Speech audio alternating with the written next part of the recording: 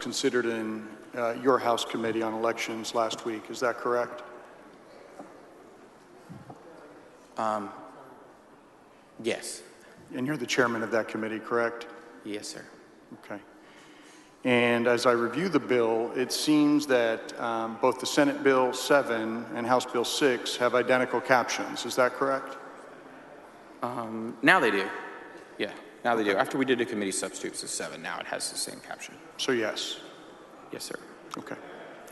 And as I reviewed the committee substitute to Senate Bill 7, which was considered in the Elections Committee, it seems that the bill language itself is maybe not identical, but nearly identical to the current version of House Bill 6. Is that correct?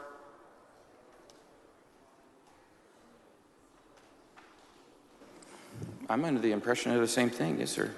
Okay. So you believe they're identical. You chose a peculiar term in drafting this bill, and it's on page 1, line 12. Do you have a copy of the bill in front of you? I do. Yes, sir. And you talked about preserving the purity of the ballot box. Is that correct? Yeah, that's a quotation from the Texas Constitution. It'd be Article 6, Section 4. Right. And are you aware of the history behind that provision of the Constitution? I'm not.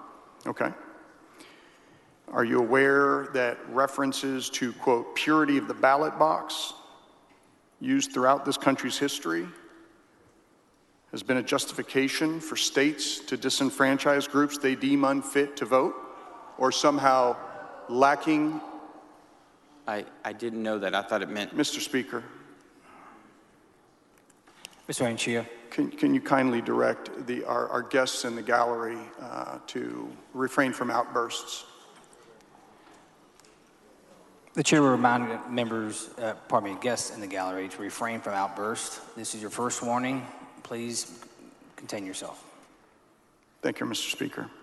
Well, so I wasn't aware of that. I guess I thought purity meaning not having fraud in it or something. And, Okay. Are you aware of the 1972 Supreme Court case Dunn versus Blumenstein? I'm not. All right. In that case, they noted that statements, quote, related to the preservation of purity at the ballot box, while a formidable sounding state interest, cannot be used to justify any and all voting requirements that a state might think up. End quote. Did you run across this explanation when you specifically used that term? No, not at all. What was your motivation for using that term purity at the ballot box? Because that's a specific set of words that has a lot of meaning in state history. Well, what was your intention?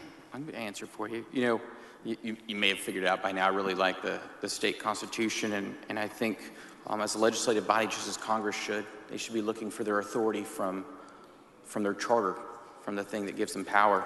And so when we're looking at what authorizes us, right, the sovereign people of the state of Texas who delegated their authority through the Constitution, we then should look to the Constitution and say, what gives us authority to do anything on this issue? And that's the provision that does that, and so that would be why. And do you know what the motivation was for that Texas Constitution? And you're referring specifically to the Texas Constitution of 1876, correct? Yeah, our current Constitution, yes. All right. Did you look at the history before using that word? No. The only thing, if we were to have a discussion, maybe over some coffee or a drink, somebody I could go into the details of Article 1 really well. I've read the debates in the journals of the Convention of 1875 on that for that thing, but I'm not familiar with the one. You may have missed it then. Article 6. And this would have been very obvious, I think, to anybody who looked at that language. And that provision was drafted specifically to disenfranchise black people, black voters, in fact, following the Civil War. Did you know that? No, I'm sorry to hear that. And are you familiar with white primaries? We've heard and read of such things. Have you I'm glad read about those? It's a disgusting thing. Yes. Did you realize that purity of the ballot box language in the Texas Constitution gave rise to all white primaries? No, I didn't. And did you know that this purity at the ballot box justification was also used during the Jim Crow era to prevent black people from voting? No, those are troubling things. I didn't know that was their Did reason. you know that in states across the country that penal disenfranchisement schemes were put in place, including in Texas, as far back as 1845, to effectively lock African American people out of the political process? Are you aware of this history? You know, I think we've said a few times that I wasn't aware of any kind of malicious intent in the use of that term. Okay. And the reason it was used is I looked at the Constitution because I believe our authority is derived from the people, and that's why. Gentleman's time's expired. Mr. Speaker, Mr. Anchía. given the importance of this subject to the voting rights of all Texans, I move that we extend time for all question period for the pendency of this debate. Mr. Anchía, I cannot recognize you for that motion, but I can recognize you for the extension of time right now. Mr. Speaker, thank you.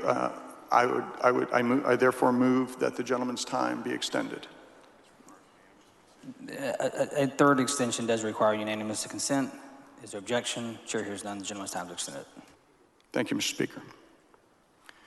Now, because we have that history in place and the references in your bill that evoke some of that very dark history in our state, I wanted to ask you, I want to fast forward to the last decade. Are you aware that there have been multiple findings of intentional discrimination against African Americans and Latinos by the state legislature, found by 3 federal courts?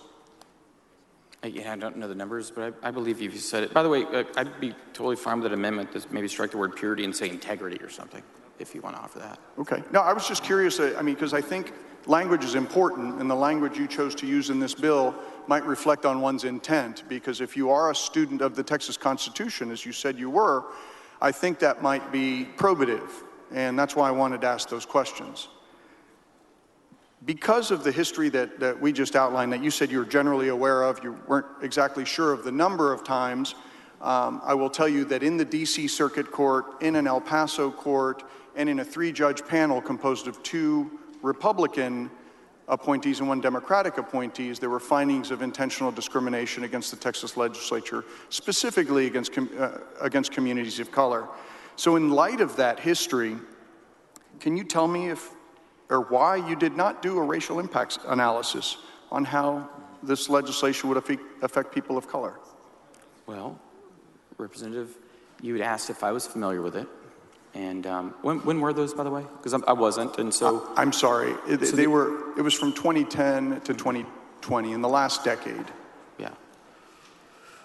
I'd like to pretend that I was younger than that. I really don't recall that, and so your question's based on in light of this. Were you genuinely aware? Have you heard that I wasn't has aware been of it, and so I couldn't be in light of that, and therefore do this, in spite of or something. And so I'm not aware of it, sir.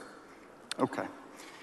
Well, given that history, did you ever give thought to how this legislation might impact African Americans? Did you ever give it thought? Did I give it a thought? Yeah, and if I thought somehow that this was designed to have some animus against any people group, it wouldn't have been written that way. In fact, due to the number of this bill, I don't think our speaker would have allowed it to be done that way. I don't think we'd have as many people signed on to it. They wouldn't have done that. I don't think the members of the committee would have voted for it or supported it if it did that. So no, I didn't. Well, it's difficult it crossed my mind, but I didn't think it did it, and so.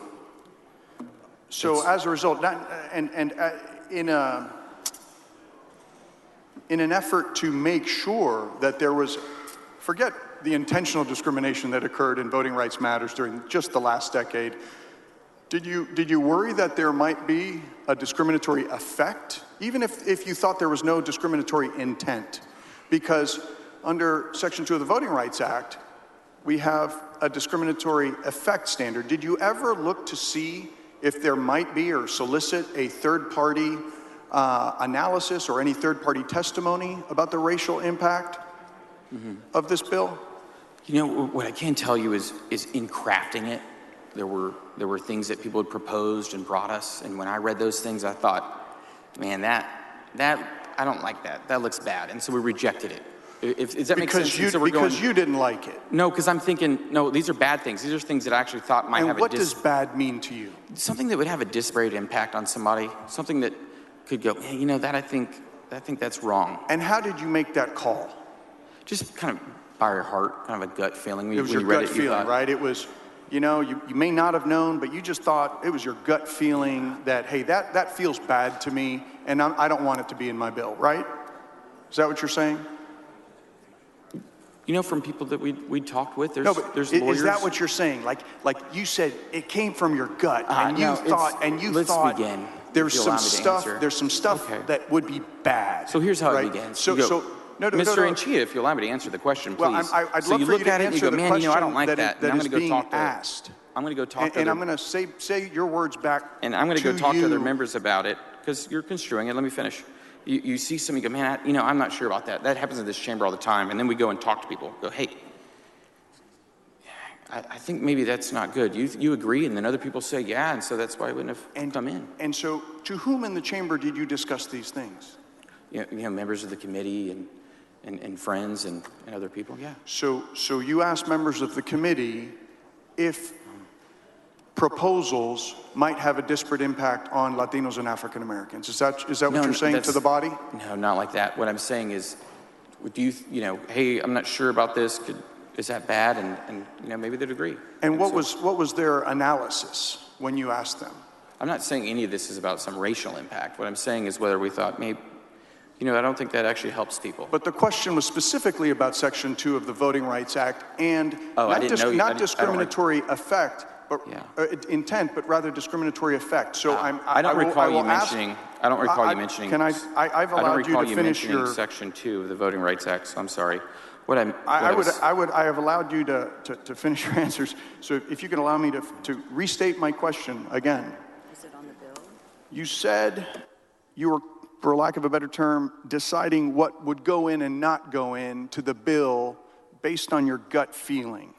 And some things you did not put in the bill because of that gut feeling, or because, as you have said, you spoke to other members of the committee about those things. Did you ever think to ask for testimony in your committee on racial impact from this legislation?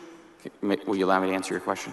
Yes. Okay. That is a very specific question. Did you ever do that? All right. So you had phrased it, and I was talking about kind of going with gut feeling. I wasn't talking about impact on any kind of particular thing. Well, that was the frame of the question. Well, you keep bringing up the gut feeling thing, so I think I need to clarify it. What that means is, you know, I thought that wasn't good law or something. What is good law here? I think anything what does that mean treats to you? everybody What is good law? equally and make sure that watchers aren't excluded, that they're able to watch the process, to make sure that it's fair, that we don't have people that are receiving assistance being taken advantage of. You know, but in making good law, it chapter, doesn't sound like you're including understanding what the impact is on African Americans or Latinos, right? Because you did not do that. Is that correct? Did we have an impact study done? No. And I think I've answered that. Yes, sir. Okay. Why did you not have one done? If you were trying to figure out what might constitute good or bad law, and you knew that rather than having a discriminatory intent, which you're telling us today this bill does not have, that it might have a discriminatory effect. This bill is designed to protect all voters, and so I guess because I didn't think this was treating anyone differently, I wouldn't have thought there was a reason to study it, because it literally is about all. Were you ever asked in committee by a member of the committee to do such a Actually, study? someone asked, had we performed one, and that question was done, and I answered it then that one wasn't done. Okay, and did you think to do one after that request had been made? No, I didn't think so. I didn't think that was necessary, because I believe that this bill is designed to protect all voters, every single one of them. Because it was you thought that this bill was neutral, and you trusted that gut feeling. You trusted Well, how you felt recall- about the bill, right? Recall that you'd asked, you were trying to pin me down on the gut feeling thing, and I told you that was about whether I liked language or not. It wasn't about I'm just restating that. your terms. Yeah, but it wasn't about that in context. I was trying to reestablish context. So, in writing it, whether we think words are good or bad, must or shall, those kind of different things. Yeah. But no, this wasn't about. Can anybody you like describe what types of voter fraud this is intended to stop, this bill? Because you said earlier that this is about protecting voters and sort of allowing people to watch polls. What fraud is it designed to stop? Okay. Yeah. Well, we're trying to maybe stop what we call ballot harvesting. And what does that mean to you? That means when someone's compensated in order to go and harvest votes. I mean, they're being paid. In fact, I prefer the word ballot trafficking more. What do those terms mean to you? Walk me through how ballot trafficking works. Okay, let's go to the section of the code that'll fit it for us. We're going to go to chapter 276 in our code. Okay. And so we're going to go to 276.014. And what page is it in your bill? I'm going to find it. Yeah. Here we go. So 276.014 is entitled Paid Vote Harvesting. And the purpose there is to, you can't have any benefit. So vote harvesting means a direct interaction with one or more voters in connection with an official ballot. Gentleman's time's expired. Mr. Speaker, would you recognize me for a motion to extend time? Mr. Anchía, we do not extend time beyond 3 extensions. Thank you, Mr. Speaker.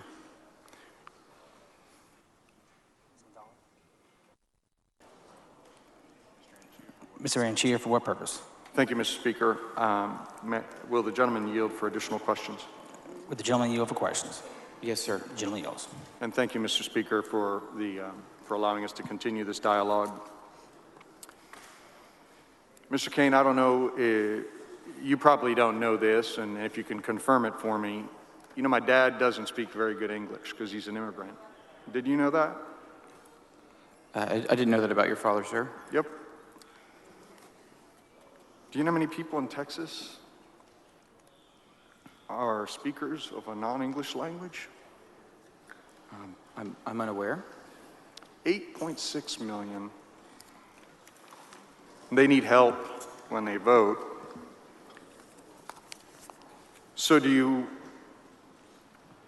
know have you inquired how your bill will affect non-English speakers in Texas? The 8.6 million of them? Yes. Yeah. Okay. In fact, chapter 64.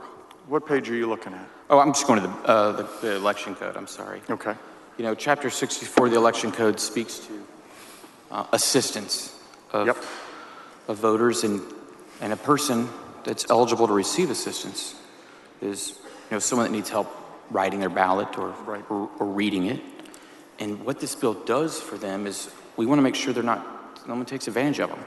Can you point to me where instruction is given, where in your bill instruction is given in a language other than English? Because you said this bill is designed to help those people. So where in your bill does it talk about non-English speakers and assisting those people? Well, it doesn't speak to that, but what it does is ensures that, like in the oath of assistance provision of this bill. What page are you talking about? Let's look for it.